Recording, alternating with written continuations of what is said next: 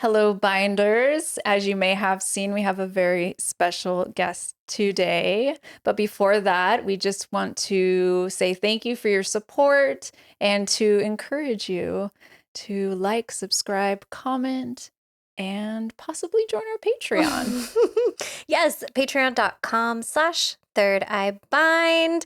Now let's get into this incredible finale with Sapphire Sandalo.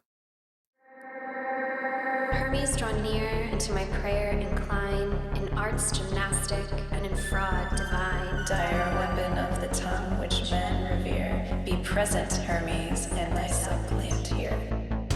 Welcome to Third Eye Bind, episode 60. Ethical Ghost Hunting with Sapphire Sandalo. I love your ruffles. I love your ruffles. Oh, are we recording? I don't know what to I'm so excited for the episode. I can't even banter properly right now. We're having a hard time containing ourselves because we only want to talk about one thing. And I can't. And it's the thing. It's the thing. So we should probably just talk. Hi, I'm Loretta. And I'm Caitlin. And welcome to Third Eye Bind. Season finale. Season finale. Of the bind. But, okay. We're like beyond honored and excited. And my spooky, nerdy heart is freaking out because we have the most amazing guest. I have goosebumps. Can't even believe this is happening. We've been scared to ask her on since last season. We're just really shy. We needed to get more under our belt and feel worthy of the amazing Sapphire. Yeah, Sandalo. but now that Laura printed our award, I feel like forgot. It's okay. There's an award here, so we are worthy of Sapphire Sandalo, the one. Let me open my little piece of paper and read the amazing accomplishments of this lovely person. Sapphire Sandalo is an animator, podcaster, and occultist in Los Angeles. She is a recurring paranormal expert on Paranormal Caught on Camera and Paranormal Night Shift on Travel Channel, and the co-host of the Ghost Town Terror on Max and Discovery Plus. She hosts the award-winning podcast and web series Stories with Sapphire, which aims to bring more empathy and diversity into paranormal and spiritual discussions. We love that. We should conjure her now. How should we conjure? Oh, what are we talking about today? Oh, shit. Okay, and the reason why we are having this amazing person on is because we are talking about ethical ghost hunting. It all makes sense now, yes, right? That's why we're here. Okay, so in the spirit of ghosts, maybe we should do a little Beetlejuice. And in celebration of your Beetlejuice shoe charms. Oh, I do have their ghost guy shoe charms. And Caitlin. Beetlejuice. I don't get flagged. Oh, shit. I'm just kidding, it's fine. Sorry, there's a lot of ribbits this episode. The freaky ghost guy or whatever I call it. The freaky ghost guy pins. Let's do a Beetlejuice style. Fun ghost guy, I think is what I went with. Fun ghost guy. 1, 2, 3. Sapphire, Sapphire, Sapphire! Oh my God, it's Sapphire! Oh, it worked. It worked again. That's amazing. Magic is real. Magic is real. Welcome to the podcast. Thank you for having me. Whatever this is. We are so excited to have you. We're so here. excited. We're so excited. Oh my gosh, I'm excited to be here. I'm so excited. So the first thing we do is pick a card. Okay. To sort of set the tone and guide us in what we should start with or lean with talking about the ethics and ethical ghost hunting. Although sometimes the card just drags us, so there's sometimes always a possibility that could happen. Too. Ideally, it makes sense, and a lot of the time it doesn't for me. I am not a tarot reader, but you both are. Ooh, that's it. Okay, that was fast. Oh, I'm scared. Barely even shook. I always get really nervous. You want to guess? The devil. No. The Four of Wands. Babe, you're close. Am I? Yeah. Did I have a psychic moment? It's the Two of Wands. Ooh. Okay, but I love the Two of Wands for paranormal investigation because the Two of Wands, if you're looking at Smith-Waite deck, it shows a figure standing on a veranda, and there are one wand on either side, and they're holding the globe in their hand as they look out into the world in front of them. And as they stand there, they are considering the possibilities that exist beyond the limits of their current reality. I got chills. And like, what is paranormal hunting, or really investigation? I like that word better. Paranormal investigation, other than trying to see what else there could be beyond what you witness on an ordinary day. So I think this is actually the perfect oh my gosh, the What? song is funny. It's Gorillaz. I love I'm this useless, but not for long. The future is coming on. It's kind of like, and that song is kind of like haunting. Yeah. Do, do, And do, I'm do, happy. do. So this is perfect. I think it really sets the tone because it's all about exploring worlds beyond. That makes a lot of sense. Beautiful. Beautiful. Oops. It lives there now. It lives there. We're not bending over. It's not happening. So how did you get to be a paranormal expert? What was your journey like, even getting into ghost hunting or the paranormal? Oh my goodness, I don't even know where to begin. Well, my passion for the paranormal began when I was a child. I come from a Filipino family, and the Philippines has a really rich spiritual and paranormal history and connection to the other world. And so my grandpa, he had all of these really amazing stories that he would share when I was a kid. And, I just like ate it all up. And I was like, wow, if my grandpa has seen and experienced these things, then of course they're real. And then everyone else in my family was saying all of these paranormal things that were happening to them. And it was like almost weekly, like where we would hear a new update on somebody's house ghost. And so it was very normalized. But I was one of the few people in my family who had never seen anything.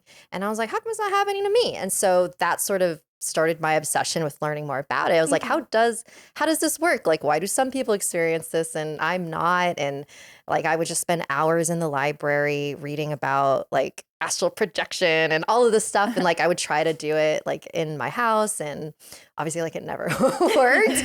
But I was just obsessed with like, I don't know, I guess trying to be like basically like Sailor Moon. Like I wanted like super bright. Like I just wanted to feel like I was powerful and have powers.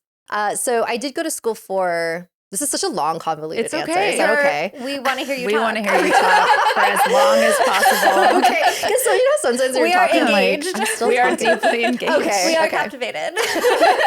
I'm just checking in. Let's see. Okay, so I went to school for animation. That's like my that was my primary passion. Is that how I say that? And then after I went to school, I worked in animation for a little bit, and my passion for ghost stories has sort of like taken a backseat. And then I was working on a show called, oh God, what was it called? MTV's Greatest Party Stories Ever. I'm sure you've never seen it or heard of That it. sounds amazing. And it was really fun because it was basically like 20 somethings telling their best party story, and then we would animate pieces of it, and it was like different That's cool. styles. It was really cool. Yes. And when I was working on that, I was like, oh, this would be cool if it was people's ghost stories. And then it like got my little brain turning. And so I started like interviewing my friends and family. And then after I somehow, long story, I met this person who worked at a YouTube channel that was like just starting out. And they were like, oh, we're looking for animators. Like, do you have any ideas? And I was like, do I? And so I pitched that idea.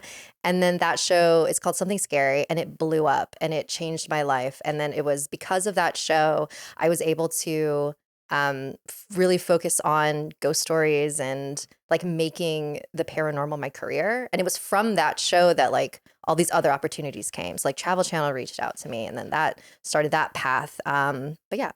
And that was sort of the genesis of that. I love That's that your amazing. art, like your initial passion, led you to what you wanted to like talk about and be involved in your whole life. I think that's really beautiful. Yeah, yeah.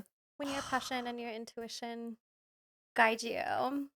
Yeah, because you're such an important person in the paranormal community, and especially on TV. Like, we don't see people of color or like females like a lot of the time. And it's just that's how I discovered you. I was just like, I think I discovered your podcast, or I was watching something, or Ghost Town Terror, and I was just like, who is this person? like, who is this beautiful person that like is smart and knows things and is mindful, and Mm. the mindfulness that you bring to it is much needed. And I'm seeing more of that sort of happen on shows and podcasts and things. And what has your experience been with being in that space? Just what were you surprised by anything, or were you just like, did you fit in right And away? like, what made you decide to transition from storytelling into like paranormal Or hosting, investigation or yeah. hosting? Yeah. Yeah. Well, first of all, thank you so much for Mhm. your kind words. Yeah. I mean, it's really validating and nice to know that like what I'm aiming to do is actually Right. working, I guess, or like Yeah. I'm Mm. seen, which is nice. Mhm. But it comes with you asked like a lot of questions. So I'm gonna Sorry. try. I know. I'm trying to. I'm like, how do I tackle this? I'll go piece by piece. While it is an honor to be like to consider myself like one of the few voices who are doing this type of work, it is also a lot of pressure Mm. because I am one of the only few ones. So then it's like, okay, I feel like everywhere I go, I'm like, I'm I don't even I'm like, how do I explain this? Um, for example, like when I was on Ghost Town Terror, like I was trying really hard to like bring on other people, like Mhm. people that I knew, but like obviously I'm not the ultimate decision maker, so like I can only do so much like in that Mhm. position. So it can be really frustrating. Um, and so the way that I have sort of the approach that I'm taking is like I'm willing to sort of play the game long enough so Mhm. that I can be in a position where I can put all the faces that I want like in a show, or you know what I mean? Yeah. Like and I think what happens is that a lot of people, when they don't get that type of opportunity right out front, they're like, oh no, I'm just not going to do it. And I'm like, no, no, no. You kind of have to do like the shitty stuff you don't want to do so that you can be in a position where Mhm. you can create it exactly how you want. So that's sort of Sure. what I'm doing right now. Yeah. Love it. And what was the other question? Million That was questions? sort of just No, like, that was yeah, good. this is Oh, okay. good. Yeah, that was really good. Oh, Laura and I were talking earlier about how like we would love to see a show where you're Yeah, the one like The leading one. the investigation. absolutely. You're the one who's like commanding the ship, because I really felt when I was watching it and watching you, I was like, Mm. I don't know, I just what you were saying, that energy of like not being able to show up as your full self as much as you wanted to. Yeah. Like why am I crying? Because it's a lot. Because it's a lot. Yeah, Because it's a lot. It's a Because lot. there's, within paranormal Mhm. television and spiritual community and all the cults we Mhm. talk about, there's just so much inauthentic crap going on that to see someone that we identify with and champion, like, not that you could, not like, oh, Sapphire is struggling, but No. we understand like the type of person you are just inherently by watching you, and we identify with you, so we can see. And it was sort of obvious. We could see like what, Like, oh, but were you silent or were you silenced? yes, Like, you were silenced. we could sense like we wanted more. Yeah, Right. like I just, We just want and it's a Sapphire lot to be the to, I think it's headliner. emotional to see that, because we Mhm. want like what this show's about, and like what your show is about too, which we'll get to, like, is so much about giving diversity and different trains of thought a Mhm. chance. And I just think it's an amazing step in the right direction, especially because the way, paranormal television is the way that a lot of people learn about the paranormal, so it's important. And What are some things about paranormal investigation or even paranormal programming that you want to see shift? Mm. I love that question. So I was actually talking about this recently with someone. I feel like okay. Let me okay. Take your Because time. it's always No, take so your time. tricky This is very because cash. No. okay. Because there's things that like I want to say and I Yeah, want to be kind for of diplomatic sure. about it, but at the same time I don't really care. So I'm like, okay, what do I actually care about? So I think that paranormal reality TV, as it is now, it has a place, because if it didn't, it wouldn't be so popular. And it's popular in my opinion, because it is so sensationalized and dramatized, and it's just very extreme. And my experience with the paranormal and the supernatural is that isn't always the case. And me, I also don't love that what we see all the time.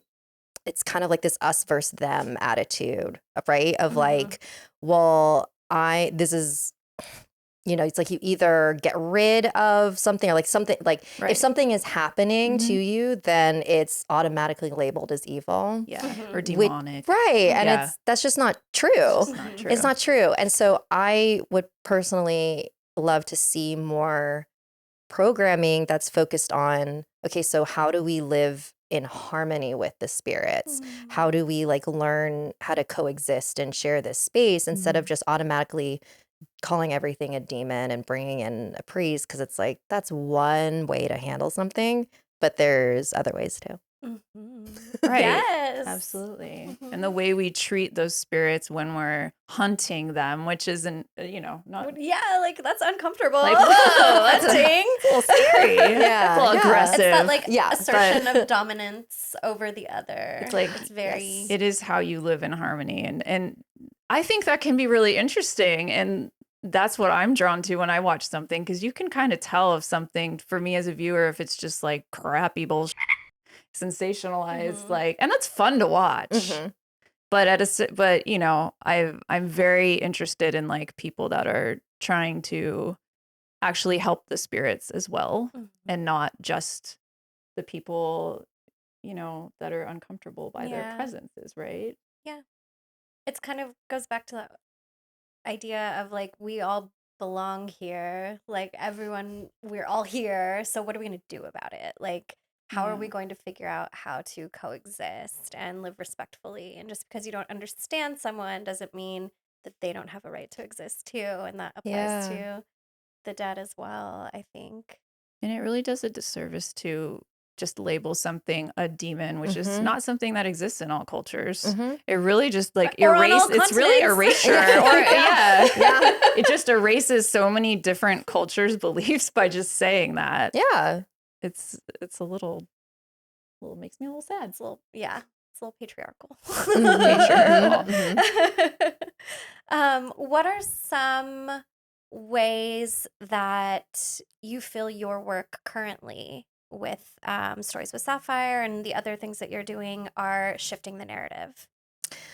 Well, something that I aim to do with my podcast is I want to make sure that I share stories that come from all different types of cultural backgrounds, religious backgrounds. Oftentimes the stories will be from Filipinos, just because I have a very big Filipino community. And to me, that's really important because it's all about just showcasing the other ways that you can view the spirit world. It isn't always scary. It isn't always demons. It's also something that I've noticed is that I get a lot of emails from people who were from a background, usually Catholic or Christian, and they'll say how they've always been drawn to learning more about the paranormal or witchcraft or occultism, but because of their religion, they've always felt like they should avoid it. And I have, it like gets me so amped because I'm just like, no, because I remember being that kid and being like, because my family's so weird. It's like we're Catholic, but also very into ghosts. So some people view that as like Catholics are the most occult. Exactly. Yeah, that's the thing. But they don't want to admit it. Yeah. Do you know what I mean? They're like, oh no, I'm Catholic. It's like, but we won't stop talking about the dead. right. And like blood and bodies. It's like this part. Transubstantiation, like Right. It's so metal, and I wish that like they would really lean is. into that. But they don't. They're like, no. They're like, that's a different thing. The saints are ghosts. Saints are aren't they? ghosts. I don't know. Yes. Is that wrong to say? They buried Jesus and he rose from the dead and appeared to, like, come on. That's so true. How can you teach us this? Right. Yeah. I'm right there with you. Yeah. So like, I don't know. I just love helping people navigate like differentiating the stuff that was put on them and then the stuff that is actually like coming from their soul. Mm. And I think I am doing that because all of the emails that I get. So I love that. Tell us a little bit about if you're comfortable, Sure. your spiritual practice. I call myself an occultist just because I feel like it encompasses a lot of different things. But even then, I'm like, I don't even know if that's like an accurate way to say what I do. I'm still trying to figure out like what to call it, but it doesn't even matter. I don't need a label. But I guess what do? I have a focus on divination practices. So like tarot, bone reading. I recently became a devotee of a goddess called Delika Mata. She's a Filipino Visayan goddess of clairvoyance. And I don't do like a whole lot of spell work. I sort of just do like a what do I even call it? That's legit. Like just not knowing and not. There's so much about like we have to sell ourselves and we have to label ourselves and it's the internet and it's all aesthetic and like you don't got to. Occultist is cool. Like it's all encompassing. It's all encompassing. But I can tell that like you have a reverence and a relationship with spirit. Yes. Like by watching you and listening to your stories, like you can just sense that it's more than just like a scientific approach to these things. Yeah. Yeah. And I also do like ancestral worship. So it's called like Anito. Anito is what you call ancestors in Filipino.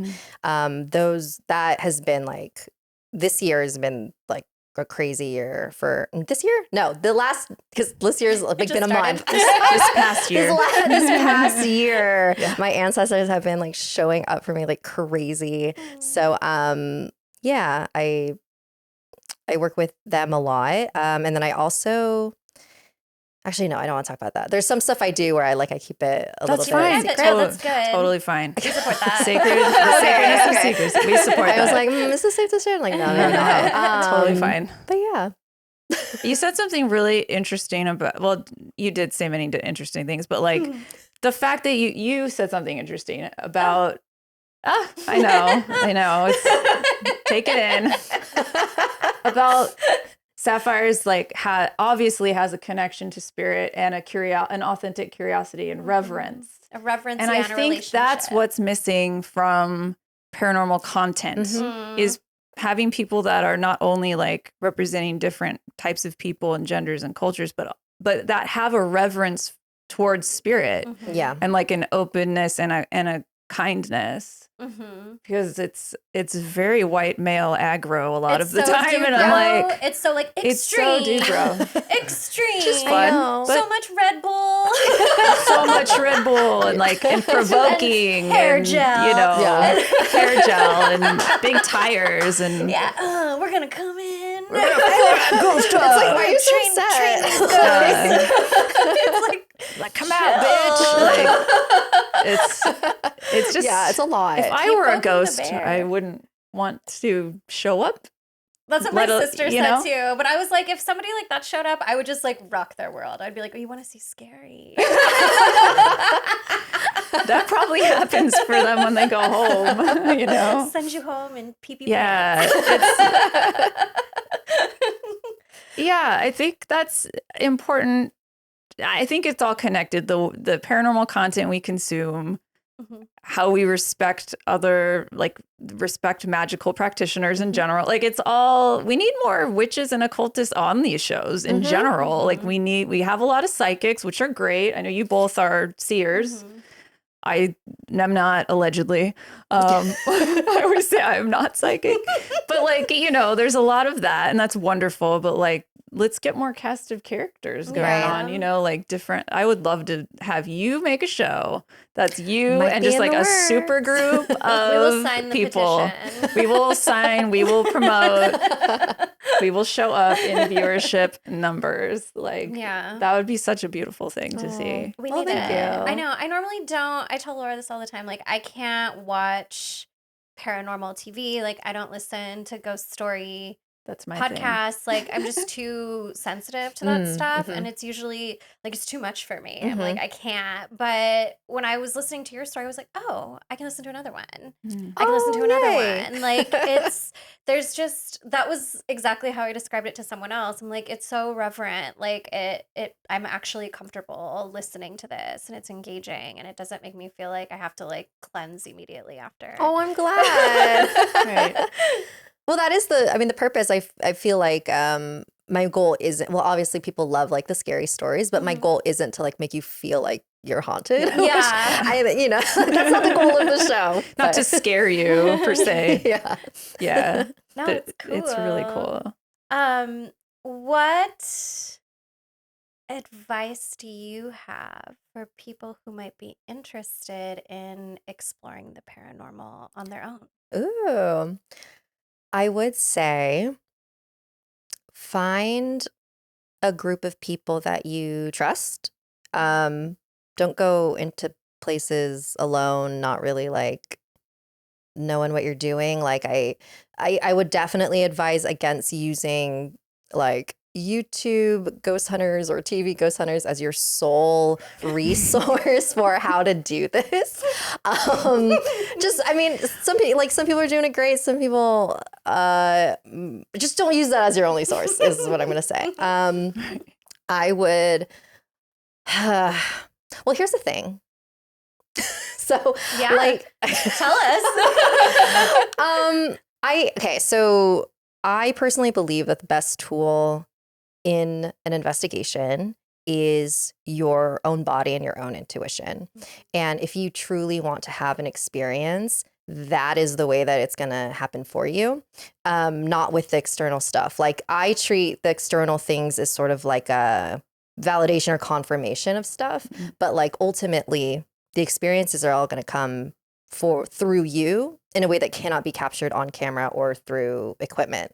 So if you focus on that first, then you're going to get all the evidence and experiences that you want. But if you go in expecting it all to show up on the equipment first, then you might be disappointed, or you might it's good to also develop your intuition, because you have to learn how to discern what you are getting from the equipment.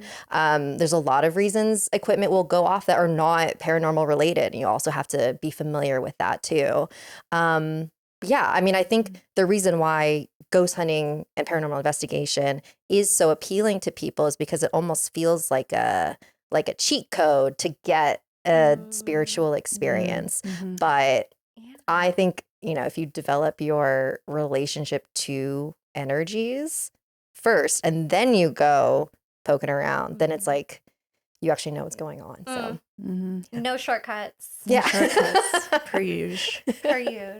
Is there any like pre-ritual or protective thing that you do for yourself, Oh, or do you yeah. just sort of? Oh yeah. How do you prepare? Yeah. So before an investigation, I usually cast a circle, just a basic magic Yeah. circle with the 7 directions, and then I close it afterward, Yeah. just so that my ancestors or my other entities that I work with, they're present during the investigation, just in case stuff goes down. Never been the case yet, but yeah, and that's the other thing. I think a lot of people, they'll go into these spaces without an understanding of how to protect themselves, and Right. that is when issues arise. It isn't the act of exploring and seeking out the spirits that makes things happen that are not great. It's the fact that people aren't protecting themselves. Yeah. Absolutely. Yes. It's such an interesting thing to discern, a word we love. We love discernment.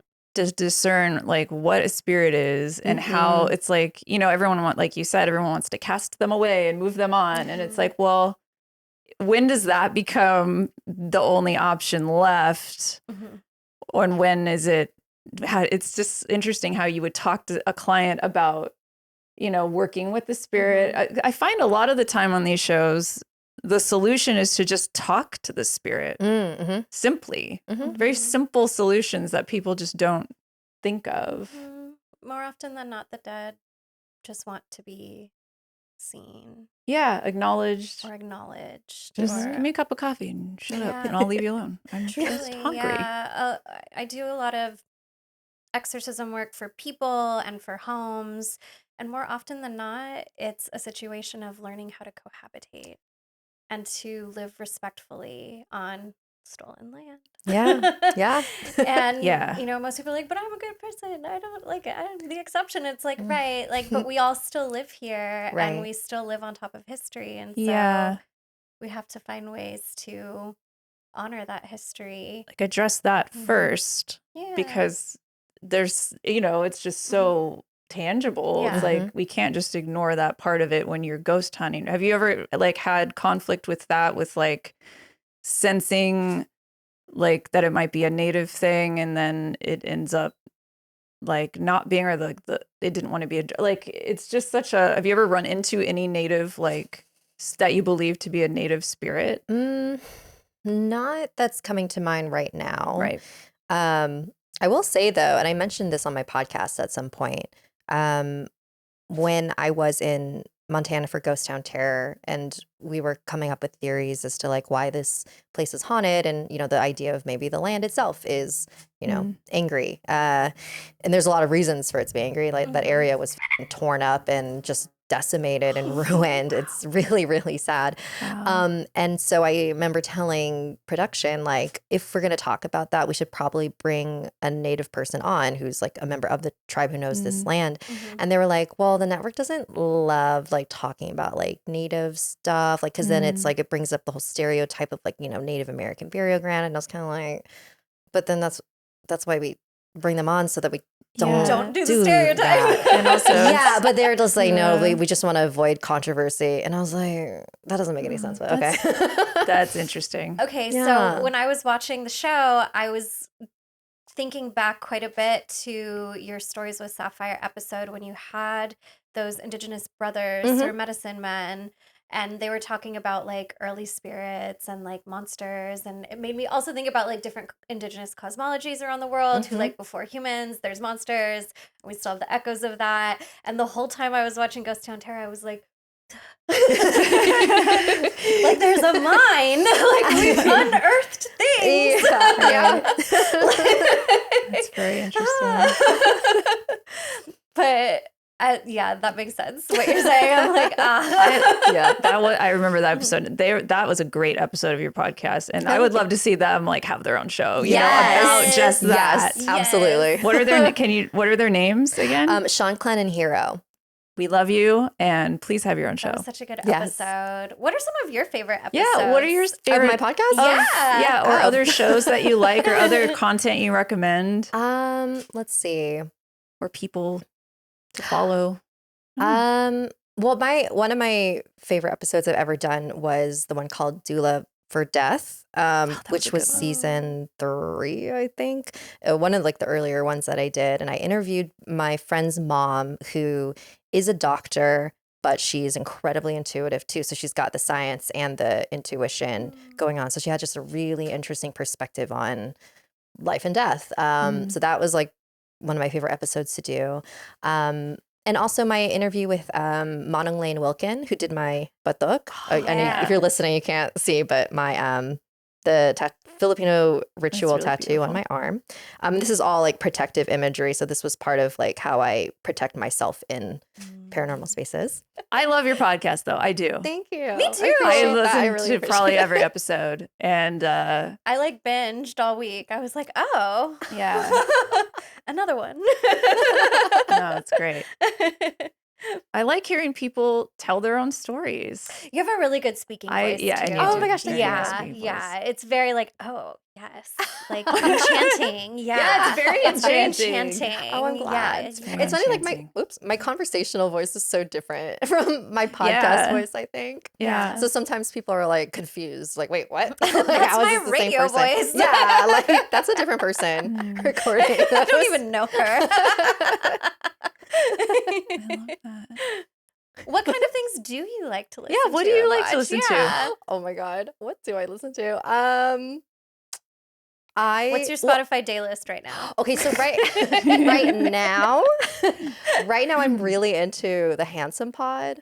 if you're familiar with that. Mm. It's three comedians: Fortune Oh. Feimster, Mae Martin, and Tig Notaro. And it's just a comedy podcast. Oh, I typically don't listen to comedy podcasts, but I love all three of them Yeah. as like individual comedians, and it's just nice to put on when I'm on my daily walk or if I'm doing stuff. So Mhm. that's something I'm listening to right now. That's the thing. Like, I listen to stuff that's so completely not related to what I do because it can be so heavy where I'm just Mhm. kind of like, I gotta, yeah, I think that's the only way to not burn Yeah. yourself out. absolutely. And I also will say, so this is just unsolicited advice, but we want it. We want serve us.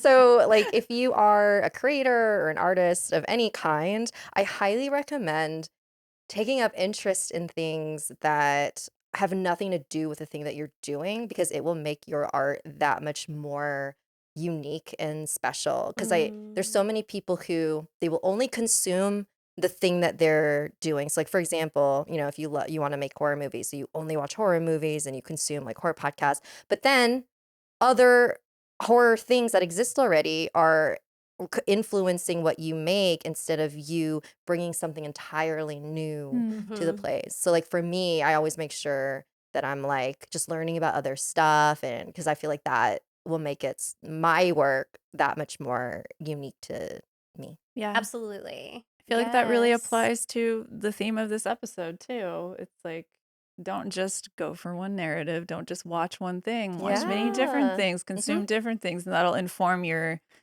ghost hunting Yeah. tactics So you're not, as well. super fixated Yeah. on something being only one thing. Right. Totally. And I mean, I also listen to a lot of like psychology podcasts. There's one called like Hidden Brain, The Happiness Lab, um, psychology and what did I say? Psychology and science podcast. Mm. Because what's really cool is I like to find like connective threads between like spirituality and Mm. science because then I feel Mhm. like it just adds more credibility to what I do instead Yes. of always just like swimming around in the woo woo and Mhm. it's like no, you got to Yes. bring some like Some depth yeah. to, yes, Yeah. totally. I love that. I listen to a lot of Bravo, as everyone knows. That's how Caitlin expands That's their how I horizons. expand. And I just listen to cryptid podcasts. I'm very into cryptids. Oh, see? well rounded. Well-rounded. We're well-rounded. How do you feel like your approach to paranormal investigation has shifted or changed at all since going on the show or Mm. completing the show? Oh my gosh. That's a good question. I think that being on Ghost Town Terror, it was the first like show of that kind that I was ever on. Mhm. And I really do think that it inspired me to really level up my spiritual game because there were a lot of times when I was there when people around me would be saying certain things that I wasn't particularly feeling or sensing. Mhm. And then I started second guessing myself and I was like, wait, is this because like I'm like I just like don't sense it or are they lying to me? Like you know what I mean? Like I Mm. was like, I never want to be in that position again. And so Mhm. then I Mhm. like I feel like I'm so much more confident on an investigation than like I ever have been. Like I trust what I feel. But that's the other thing. It's really important to be with people who you do trust. Mhm. Right. It would be hard to just throw different people with different ideologies together and cast them or something like that. And Wouldn't yet? really. Sorry, I No. don't mean to talk to Okay. But like, that happens, I think, when Mhm. something is like produced and, Right. the And, like, higher ups producers don't don't know know. anything about, They don't know. yeah, They just want a Right. good show that people are going to enjoy and totally. people love it and it's fine. But like, yeah, that is a good point to find like-minded individuals that aren't cult members or not talking about you. Yeah. Like that aren't we just did our Twin Flames part 2 episode, so we're like, We're fresh off cults. just be careful. Be careful who Just you be trust. careful who you trust. But yeah. But that's I love I that, love like, that. you gained, like, yeah. your confidence through that. Yeah. That's cool. Yeah. Yeah. And on such a big stage. Yeah, that's wonderful. And a more technical question, like how do you find your people? How do you reach new people and sort of spread the gospel of Sapphire, if you will? Like, how do you navigate? Because it's so hard I for know. content creators. Yeah. I mean, being on a show helps if you're on TV. I'm sure that's Totally. helpful. I mean, Yeah. the work probably helps a little bit. I hope you I got hope lots more so. followers from it. I think so. I don't know. I wasn't like super paying attention. Well, okay. So this is not like a fun answer, so you might That's want to cut fine. it, but like this is the answer. So the YouTube channel that I mentioned earlier, when I was there, that's when I built like my audience, I feel like. The show was getting maybe like each video was getting like millions of views at one point. Oh, And then that's a when I lot. left that show, to start my own, I feel like at the beginning I was aiming to just reach those people again by like making similar content, trying to like find those people who watched me before. But then what I thought was really cool was that because the stories of Sapphire is like a little bit different, where it's like a little bit more mature, I guess, because like the other show was purely like ghost stories just for chills, like, Yeah. I just want to spook you. And then it was really fun.